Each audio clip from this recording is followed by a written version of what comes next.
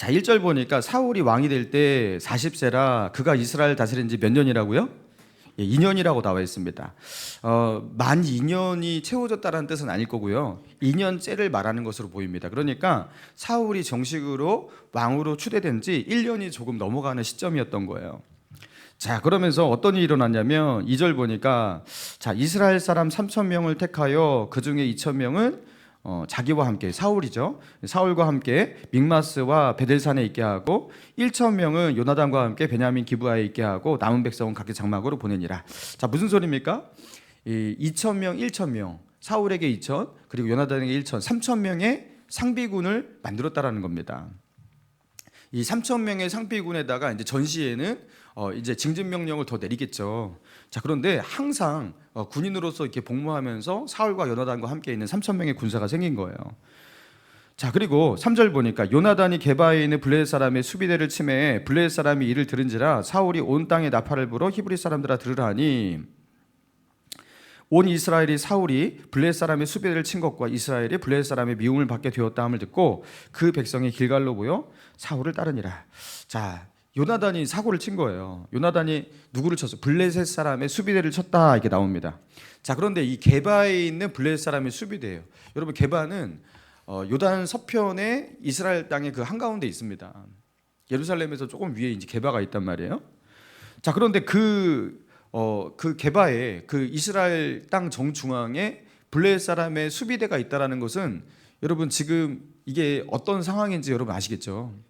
여전히 블레셋과 이스라엘의 관계는 대등한 수평적 관계가 아니었다라는 겁니다. 블레셋 사람들이 이스라엘을 지배하고 있는 블레셋 사람들이 위에 있고 이스라엘은 아래에 있는 여러분 그런 어떤 상하 관계로서 있다라는 것을 알 수가 있어요. 자, 그런데 요나단이 더 이상 나는 이렇게 못 있겠어 하면서 아직 왕은 아니지만 왕자로서 어떻게 한 거예요? 그 요나단이 되게 믿음이 있잖아요. 그래서 뒤에 보면 이제 요나단이 막 혼자서 나가서 싸우는 장면도 나오고 그러는데 요나단이 블레셋의 게바에 있는 블레셋 수비대를 공격한 겁니다.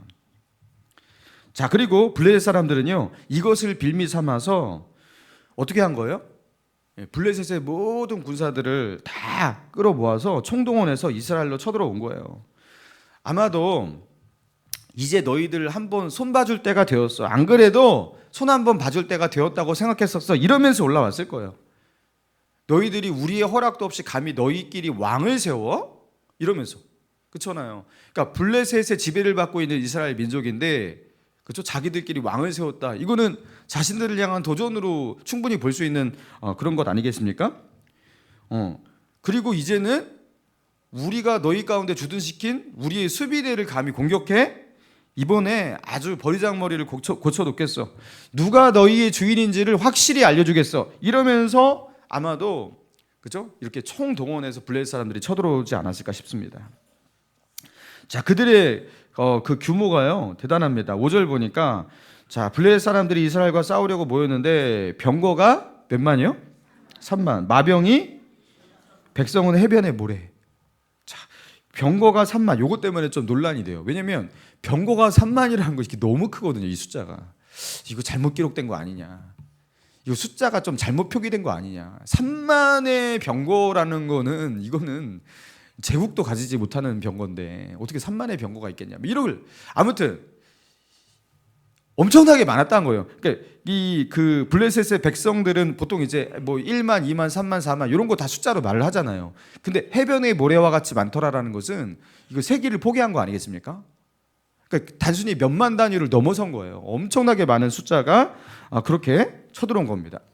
아마도 블레셋 사람들이 모든 백성들이 그냥 다 쳐들어왔다 이렇게 보시면 될 것 같아요. 자, 그러니까 그들의 어마어마한 이 병력들 그리고 군사력들 그 병거들 그거 보면서 이스라엘 사람들이 무엇을 느꼈겠습니까? 6절 자 6절 같이 한번 읽어봅시다. 6절 7절 시작. 이스라엘 사람들이 위급함을 보고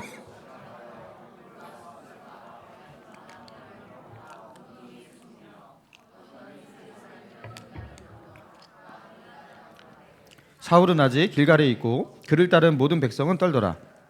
자, 블레셋의 이 압도적인 이 전력을 보고서요 이스라엘 사람들이 얼마나 두려웠는지 자 굴과 수풀과 바위 틈에 막 숨었대요. 은밀한 곳, 웅덩이, 아무튼 자기를 숨길 수 있는 모든 곳에 자기를 그렇게 숨기고 피하고 도망가고, 도망갈 때는 요단강을 건너서 갈과 길르앗 땅으로 도망갔대요. 여러분, 원래는 가장 위험한 땅이 암몬이 쳐들어와 갖고 요단 건너편 동편에 있는 길르앗, 거기가 제일 위험한 땅이었어요. 그렇잖아요. 근데 지금은요, 블레셋 때문에, 서편에서 쳐들어온 이 블레셋 때문에 이제는요, 동편이 가장 안전한 땅이 되고 있는 거예요. 자, 그리고 우리가 주목해야 할 것이 무엇입니까? 8절. 8절 같이 했습니다. 시작. 사울은 사무엘이 정한 기한 이래 동안을 기다렸으나.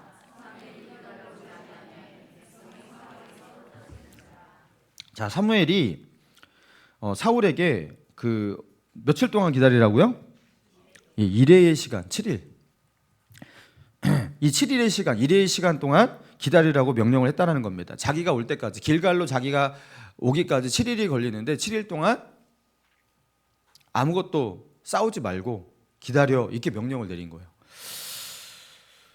여러분, 이거 되게 실천하기 힘든 명령입니다. 여러분, 당장에 블레셋은 그냥 덮쳐오려고 하는데, 그죠? 7일 동안 그냥 기다려. 여러분, 이게 무슨 말입니까?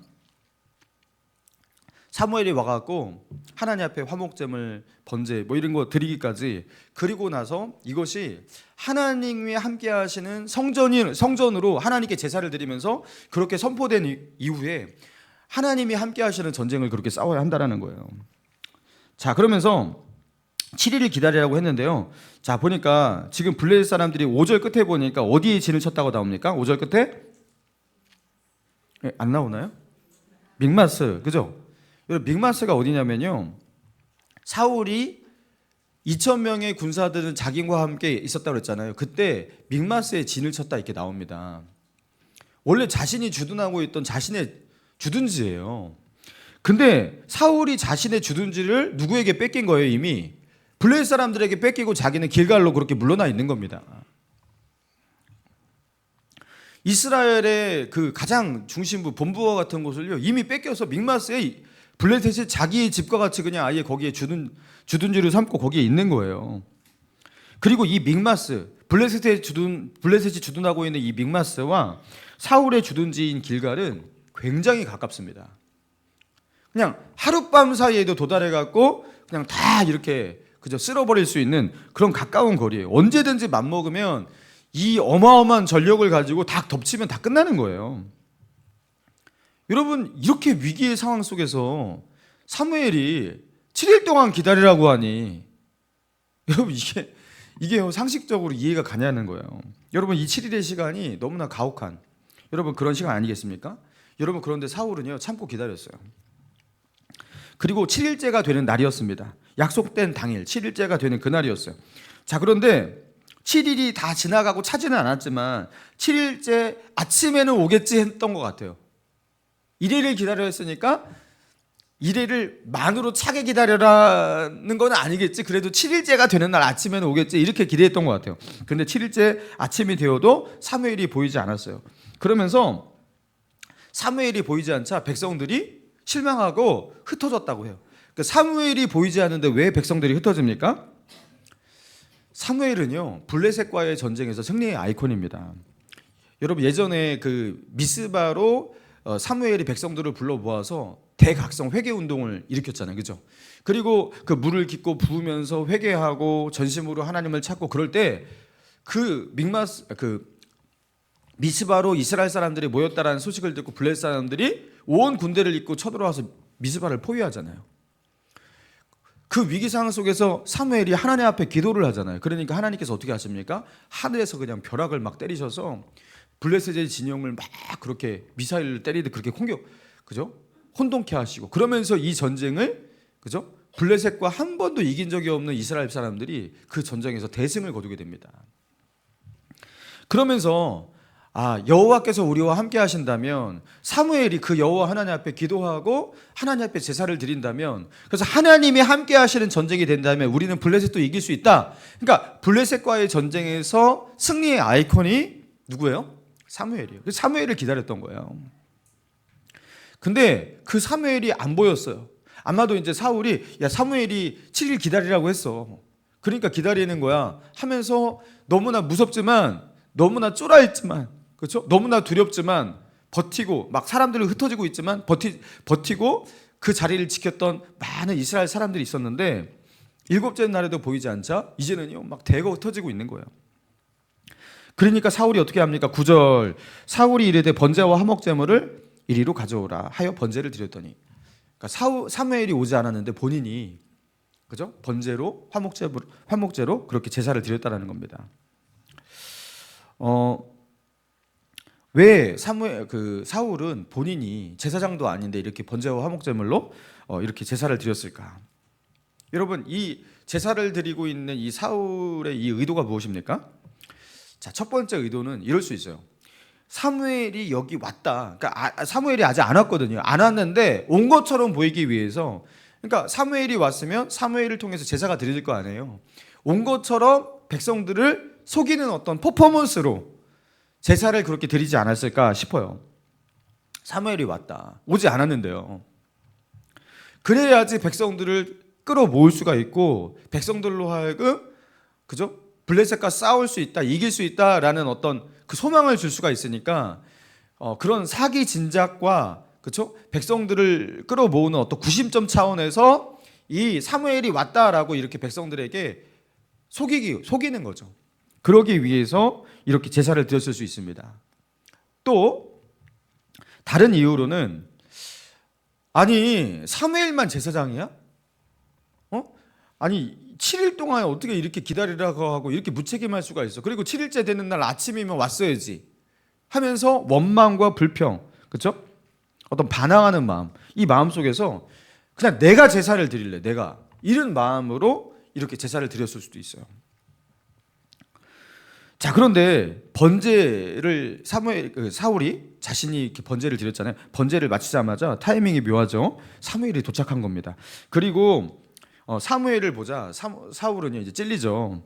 자, 그러니까 변명을 시작하는데요. 11절 사무엘이 이르되 왕이 행하신 것이 무엇이냐 하니 사울이 이르되 백성은 내게서 흩어지고 당신은 정한 날 안에 오지 아니하고 블레셋 사람들은 믹마스에 모였음을 내가 보았으므로 이에 내가 이르기를 블레셋 사람이 나를 치러 길갈로 내려오겠거늘 내가 여호와께 은혜를 간구하지 못하였다 하고 부득이하여 번제를 드렸나이다. 자, 사울의 이 변명이 이거는 변명도 아니야, 이거는 말도 안 돼, 여러분 이렇게 느껴지십니까? 아니면 야 이거 좀 그럴만도 하다 이렇게 느껴지십니까? 네, 저는 그럴만도 하다 이렇게 느껴져요. 왜냐하면 여기 보세요. 지금 백성들은 흩어지고 있어요. 아니 백성들이 좀 있어야지 싸울 거 아니에요, 그죠? 백성들은 흩어지고 있어요. 다 도망가고 있고. 그리고 사울은 7일째가 되었는데 물론 7일째가 다 차기까지 사무엘이 약속을 어긴 게 아니에요. 7일째가 다 차기까지 기다렸으면 더 좋겠지만 7일째가 되는 날 아침에도 안 보이니까 그리고 마침 백성들이 실망하고 다 흩어지니까 그죠? 그리고 블레셋 사람들은 믹마스에서 이제 당장 터져올 기세니까 뭐 그 첩보병의 보고가 있지 않겠습니까? 지금 블레셋 사람들이 무기 챙기고 있습니다. 지금 저기 집결해갖고 떠날 준비하고 있습니다. 막 이런 보고가 막 들어오고 여러분 이때 어떻게 가만히 손 놓고 있냐라는 거예요. 하나님께서 함께 하시는 전쟁이다. 성전이 선포돼야 될 거 아니에요. 그러니까 내가 그냥 제사 드리겠다 한 거죠. 여러분 그리고 7일을 다 채우지 않았지 7일째 되는 날 아침까지는 기다렸잖아요, 그죠? 꽤 잘 기다린 거 아닙니까? 그리고 그죠? 그렇게 기다리다가 백성들이 그나마 있는 소수의 백성들이 흩어지니까 이제 뒤에 보면요 15절 끝에 보면은 600명 남았거든요. 이 600명이라도 붙들어야 되는데 그죠? 그들도 다 흩어지면 안 되는데 그런 마음으로 지푸라기 잡는 심정으로 이렇게 했던 거예요. 사람이라면 충분히 이럴 수 있는 거 아니겠습니까? 그러니까 이 사울의 이 변명을 좀 이해해 줄 법하지 않을까 싶어요, 저는. 자, 그런데요 사무엘의 이 대답을 한번 봅시다. 반응을 봅시다. 13절 14절 시작. 사무엘이 사울에게 이르되 왕이 망령되이 행하였도다. 왕이 왕의 하나님 여호와께서 왕에게 내리신 명령을 지키지 아니하였도다.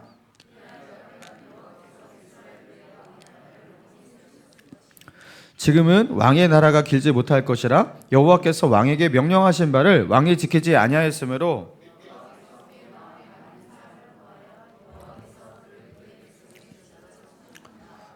여러분 지금 이 13절 14절 다 이해 가시죠? 지금 이게 무슨 말입니까? 왕이 여호와께서 내리신 그 명령을 지키지 아니하였으니까 왕의 나라는 길지 못할 겁니다. 이게 무슨 소리예요? 왕 조금만 더 하다가 왕의 자리에서 물러날 것입니다. 이 소리예요. 그리고 14절 중간에 보니까 여호와께서 그의 마음에 맞는 사람을 구하여 그의 백성의 지도자로 이미 삼으셨다. 이미 하나님은 다른 사람을 왕으로 마음속에 선택하셨습니다. 이 소리예요. 여러분 이거 사울에게 이거 하나님 너무 엄격하신 거 아니에요? 너무 가혹하신 거 아니에요?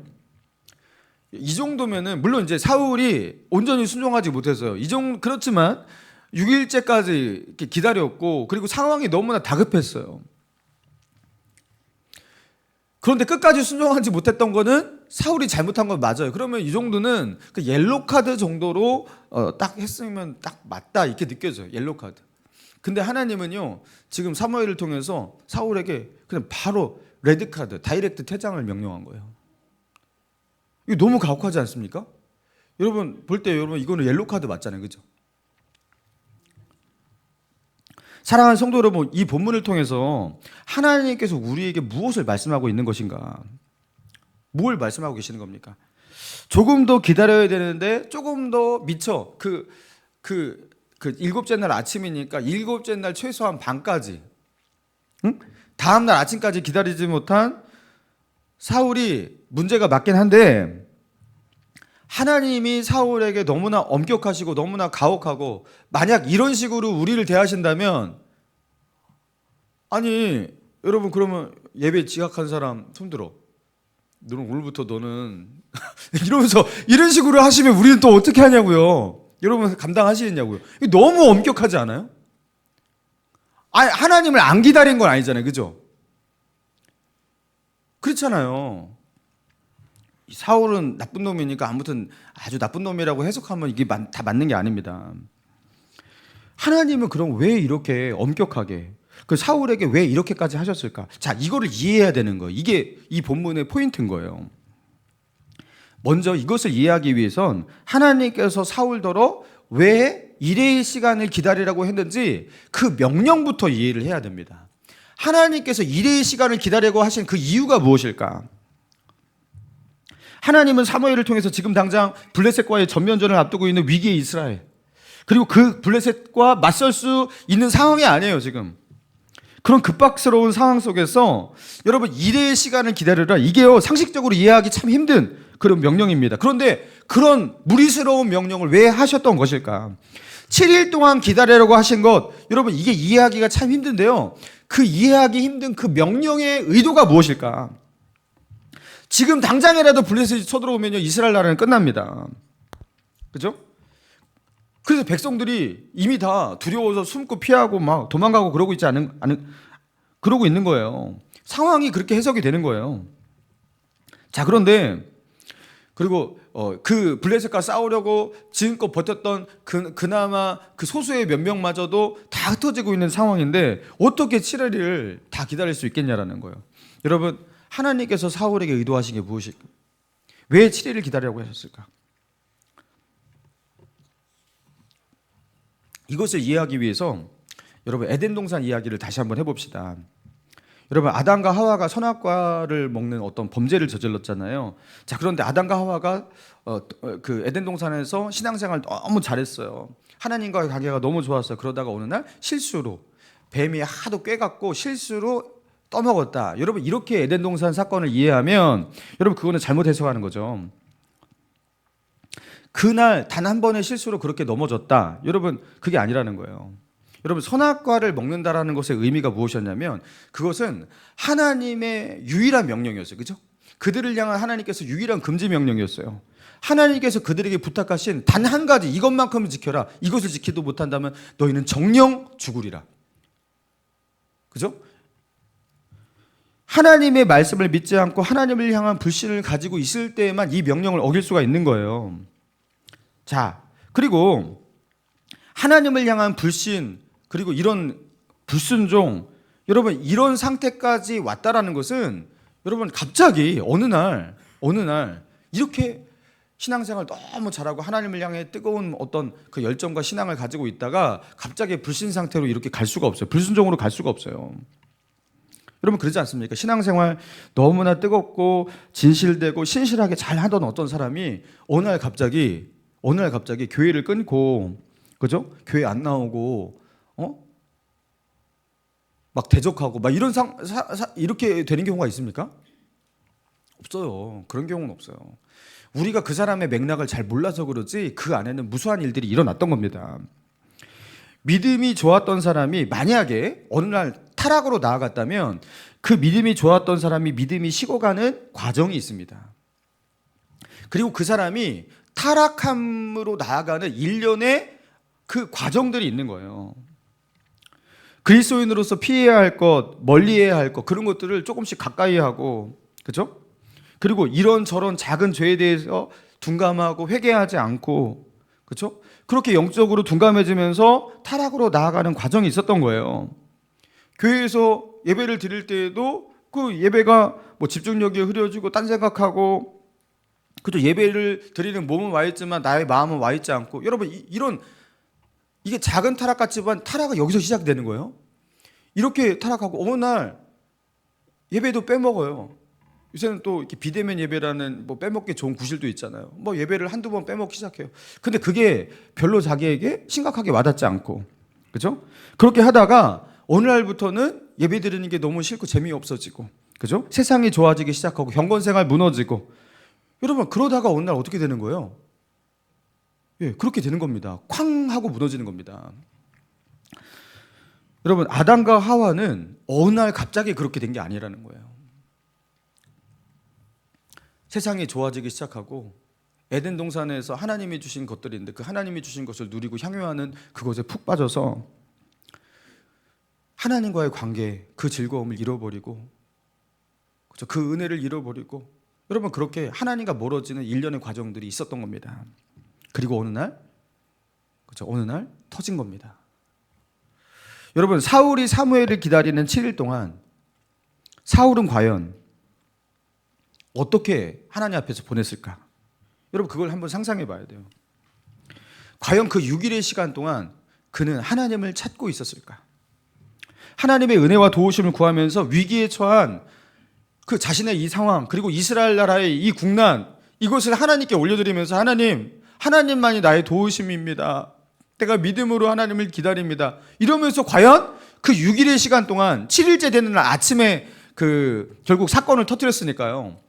6일의 시간 동안, 그죠? 그 일의 시간 동안 그는 하나님 앞에서 정말로 하나님을 찾고 하나님을 구하고 하나님을 기다리면서 그렇게 시간을 보냈을까요?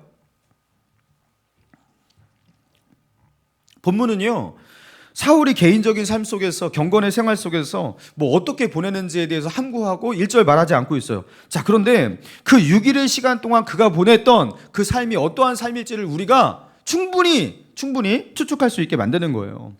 여러분, 불순종은 단번에 그리로 가지 않습니다. 과정이 있는 거예요. 7일째 되는 날에 결정적 불순종이라는 것은, 그죠? 이전부터 어떻게 되는 거예요? 불순종의 삶이 있었다라는 것을 말하고 있는 겁니다. 하나님께서 사울에게 의도하셨던 7일의 기다림, 여러분 그게 무엇을 의도하는 겁니까? 도대체 사울로 하여금 무엇하라고 7일 동안 기다리는 겁니까? 지금 국난이에요. 굉장히 위기예요. 한시가 급해요. 근데도 왜 7일을 기다리라고 하죠? 여러분 이거 하나님의 의도 아니에요? 이거 하나님의 의도입니다. 뭘 하라고 7일을 기다리라는 겁니까? 7일 동안 가만히 그냥 기다려. 멍하니 기다려. 아무 생각도 하지 말고 기다려. 초점도 이렇게 막 이렇게 멍하니 기다려. 그러면 시간이 잘 가. 이렇게 기다리라는 거예요? 아니면 기다리면 너 심심하니까 뭐 취미생활 하면서 기다려. 예? 유튜브 보면서 기다려. 그러면 기다릴 수 있어. 이런 기다림이냐고 이게. 여러분 7일의 기다림이 도대체 무슨 의미냐라는 거예요. 그 7일 동안 뭐 하라는 거죠? 그 기다림 속에서 뭐 하라는 거죠? 하나님을 앙망하라는 겁니다. 하나님을 기다리라는 겁니다. 그 6일의 시간 동안 그 사울은요, 그 사무엘을 기다리는 그 7일의 시간 동안 뭐 했어야 되는 거예요? 하나님 앞에 나아가서 두렵지만 떨리지만 그 문제를 놓고 하나님께 본인이 나아갔어야 되는 거예요. 그리고 그가 하나님 앞에 나아가 엎드리고 기도했다면 아마도 처음에는 두려워 떨고 정신을 못 차렸겠지만 어느새부터 하나님께서 그에게 분명히 그의 마음 가운데, 그의 심령 가운데 말씀하셨을 거예요. 그리고 그의 마음 가운데 위로부터 부어지는, 그죠? 새로운 어떤 그런 담대함, 하나님의 음성이 있었을 거예요. 그리고 다윗이 고백했던 것 같은 그런 고백이 있잖아요. 전쟁은 누구에게 속한 것이니? 여호와께 속한 것이니. 사람의 많고 적음에 전쟁은 달리지 않았습니다. 이거 자기 아들 요나단의 고백이에요. 나중에 할. 여호와가 나의 산성입니다. 이 백성들이 이 나라를 지키는 것도 아니고, 우리가 가지고 있는 무기가 이 나라를 지키는 것도 아니고, 하나님만이 나의 방패고 나의 칼이고 나의 산성이고 나의 요새입니다. 여러분, 이런 고백을 하게 되었을 거예요. 여러분, 그 6일 시간 동안 만약에 전심으로 그저 그 위기 속에서 하나님을 찾는다면, 여러분, 하나님께서 그렇게 사울과 만나주지 않겠습니까? 여러분, 그런데 사울은요, 하나님께서 그에게 주신 그 기다림의 시간의 그 의도가 그것이었는데 순종하지 않았던 거죠. 그는 시간만 기다렸지 하나님을 기다리지 않았습니다. 그리고 결국에는요, 백성들에게 제사하는 퍼포먼스를 보여주려고 했어요. 그건 하나님을 제사하려고 하는 게 아니었죠. 제사하는 모습을 사람들에게 보여주려고 했어요. 그래서 백성들에게 흩어지지 않는 구심점을 만드는 어떤 그 용도와 방편으로 삼으려고 했어요. 그는 하나님을 기다리지 않았습니다. 그는 해변의 모래와 같이 많이, 그렇죠? 그렇게 진을 치고 있는 블레셋을 두려워했고, 그의 마음 가운데는 그 블레셋 사람들이 잡고 있는 그 병기와, 그죠? 언제라도 그들이 쳐들어올 것 같은 그 분위기 속에서 그저 공포에 떨고 있었어요. 그리고 7일째 되는 날 아침, 이제는 터진 거예요. 더 이상 못 기다려. 내 방식대로 하겠어. 당장의 번제와 화목제를 가져오라고. 내가 하겠다고. 사무엘 없으면 우리가 제사도 못 드려? 하면서 내가 드리겠어. 이렇게 했던 거예요. 여러분, 그러니까 사울은요, 6일 동안 순종하다가 7일째 넘어진 게 아닙니다. 그는 한 번도 순종한 적이 없었어요. 그는 6일 동안 하나님을 기다리다가 7일째 넘어진 게 아닙니다. 그는 한 번도 하나님을 기다린 적이 없었어요. 그리고 한 번도 하나님을 기다린 적이 없었기 때문에, 그죠? 그 열매로 결국에 그 시간을 채우지 못했던 거예요. 하나님께서 그에게 기다리라고 하신 그 일의 시간, 그 시간 속에 담겨있는 그 하나님의 의도, 하나님께서 원하시는 것, 그게 무엇인지 사울은요, 전혀 이해하지 못하고 있어요. 여러분, 예수님께서 부활하신 뒤에, 십자가에서 죽으시고 부활하신 뒤에 40일 동안 그 제자들과 함께 하셨잖아요. 자, 그리고서 승천하십니다. 자, 그리고서 예수님께서 이게 승천하시기 전에 제자들에게 이 중요한 당부의 말씀을 하셨잖아요. 누가 사도행전 이게 맞나? 이렇게 말씀하셨어요.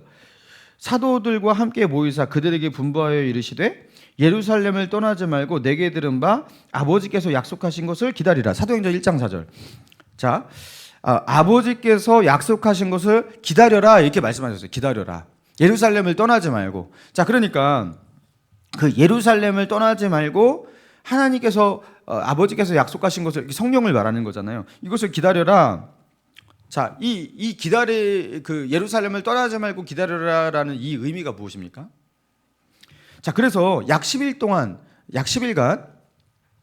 그렇게 그들이 예루살렘을 정말 떠나지 않고 기다리잖아요. 그리고 그렇게 기다리다가 마가의 다락방에 120명의 사람들이 모여서 뭐 하고 있었죠? 기도하고 있었어요. 기도하고 있었어요. 그리고서 오순절 성령 강림이 이루어진 겁니다. 불과 같은 성령이 그들에게 120명에게 하나하나 불꽃으로 임한 겁니다. 자, 그런데 그러니까 예수님께서 기다려라. 그러면 하나님께서 약속하신 것이 너희에게 올 것이다. 이게 성취가 된 거죠. 예수님은요, 기도하라라고 하지 않으셨어요. 기다리라고 했어요. 여러분, 기도의 본질이 뭔지를 알 수 있는 장면인 거예요. 여러분, 기도의 본질은 무엇입니까? 기다리는 거예요. 하나님의 약속을 기다리고, 하나님의 임재를 기다리고, 하나님의 능력이 더딥혀지기를 기다리고. 여러분, 기도가 왜 어려운 줄 아십니까? 신앙생활 오래 해도 기도는 계속 어려워요. 기도가 왜 어렵냐면 기도는 기다리는 것이기 때문에 어려운 거예요. 기다리는 게 세상에서 제일 힘들거든요. 여러분, 기다리는 게 얼마나 어려운지 항상 엘리베이터 탈 때마다 느낍니다. 엘리베이터를 기다리는 것도 되게 힘들어 보이거든요. 간신히 탔는데 세상에 문이 빨리 안 닫혀요. 저도 3번 정도 누릅니다. 왜 안 닫히지? 그 3초 뒤에 닫히는데 제 아내는요, 저기 뒤에 있어도 그 앞에 그 누가 빨리 이렇게 문 닫힌 버튼 안 누르고 있잖아요. 그거 자기가 얼른 가갖고 막 눌러요. 저는 조급한 사람처럼 안 벌리려고 누르고 싶은데 참고 안 누르고 있는데 제 아내는 1초도 못 기다려요. 우리 다 그렇잖아요, 그죠? 기다리는 게 세상에서 제일 힘들어요. 엘리베이터에서 스마트폰 보시는 분들은 그런 거예요. 이 엘리베이터 이거 너무 기다리기 힘든 거예요. 그렇죠? 그래서 그 시간에 볼 것도 없는데 괜히 이거 보고서 막 이렇게 있는 거예요, 그죠? 어떻게 마냥 기다립니까? 그 사울은요, 이 시대에는요 유튜브도 없었단 말이에요, 그죠? 어떻게 기다리냐고 6일 동안. 여러분, 기도의 본질은 하나님을 기다리는 거예요. 하나님은 우리에게 기다림의 시간을 주십니다.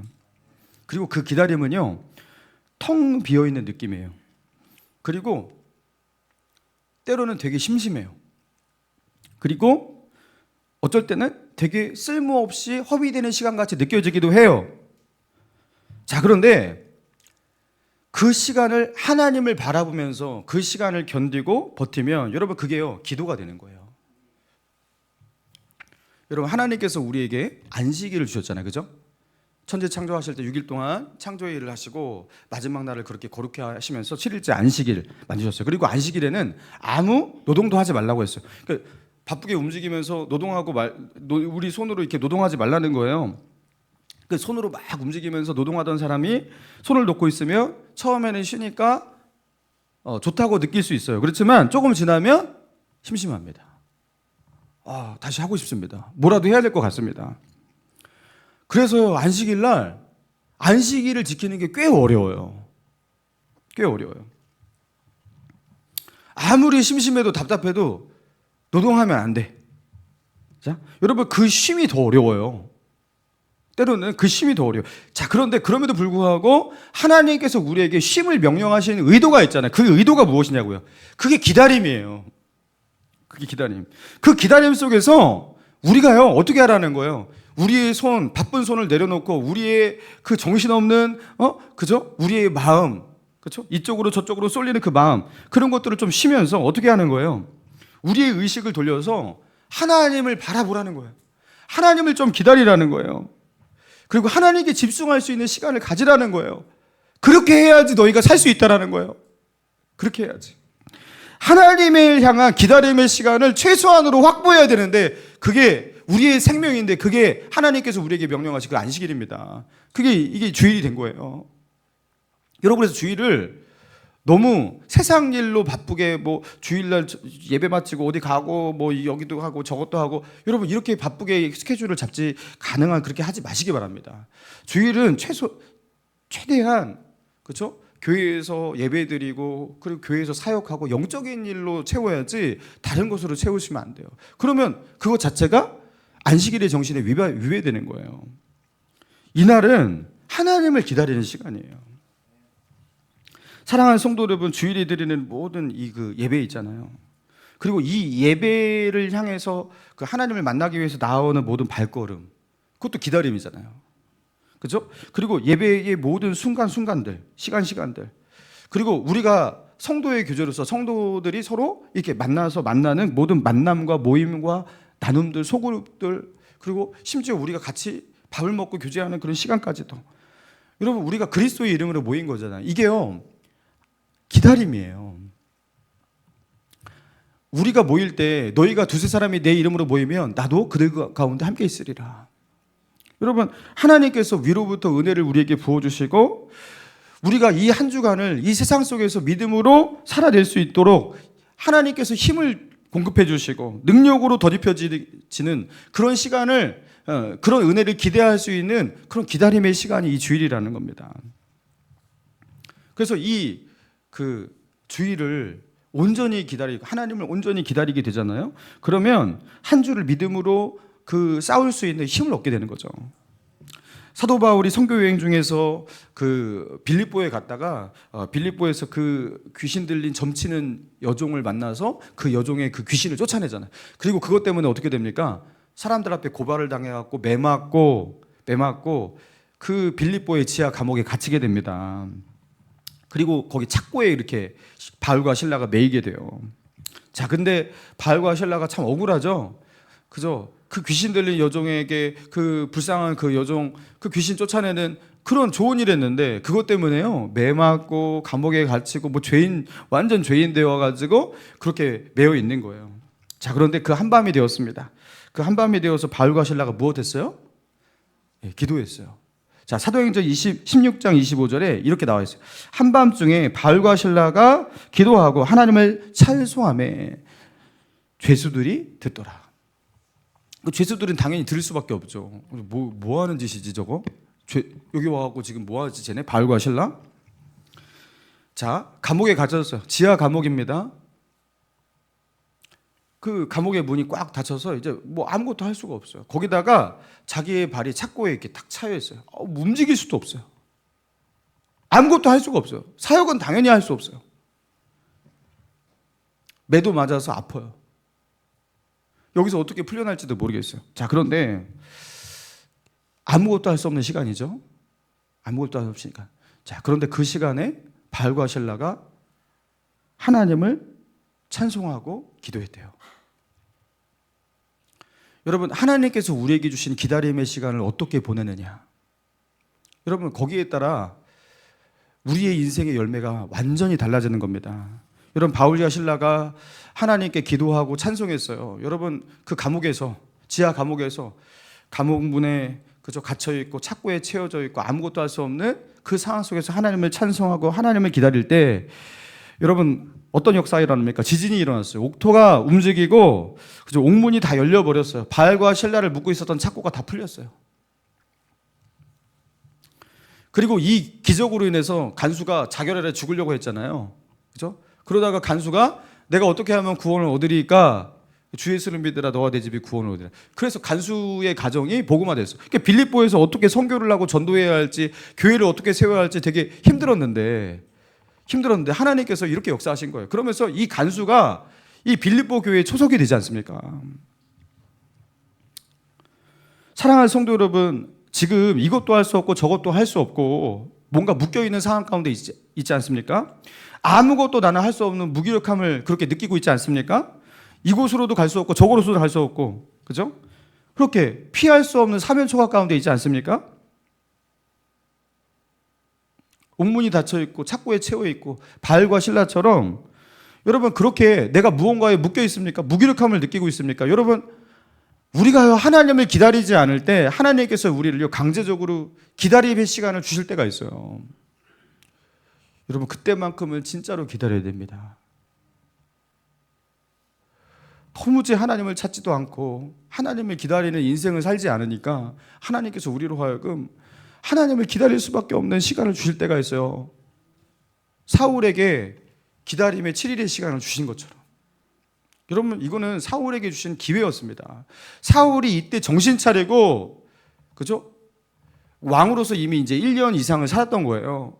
그리고 왜 그렇잖아요. 권력을 거머쥐기 사람이 가장 빨리 급격하게 타락하게 만드는 게요, 돈이 아니래요. 권력이라고 합니다.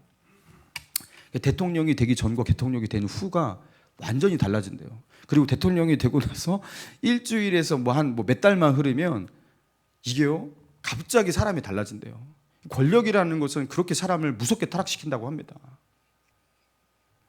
사울이 1년이 지났어요. 그렇죠? 왕으로서 이제 그렇게 시간이 지났어요.